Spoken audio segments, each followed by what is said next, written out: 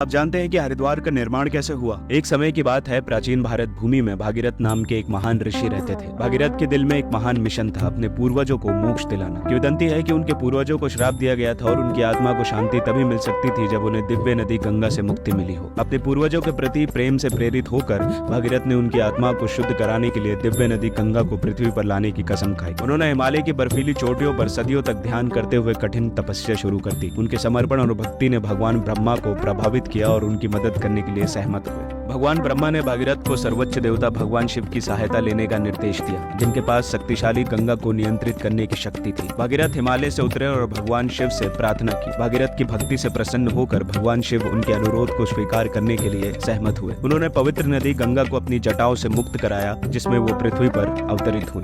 गंगा की शक्तिशाली धारा ने भूमि पर तबाही मचाने का खतरा पैदा कर दिया, लेकिन भगवान शिव ने कुशलता से उनके प्रवाह को नियंत्रित कर लिया। पवित्र नदी गंगा पृथ्वी पर उस स्थान पर प्रभावित हुई जिसे अब हरिद्वार के नाम से जाना जाता है, जिसका अर्थ है ईश्वर का प्रवेश द्वार। गंगा के पानी ने भागीरथ के पूर्वजों के पाप को धो दिया और उन्हें मुक्ति और शाश्वत शांति मिली। उस समय से हरिद्वार को एक पवित्र शहर के रूप में प्रतिष्ठित किया गया है, एक ऐसा स्थान जहाँ भक्त गंगा के शुद्ध जल में स्नान करने और आध्यात्मिक शांति पाने के लिए आते हैं। ये शहर कई मंदिरों और घाटों से युक्त है, जहाँ तीर्थयात्री अनुष्ठान कराते हैं और पवित्र नदी के दिव्य आशीर्वाद लेते हैं।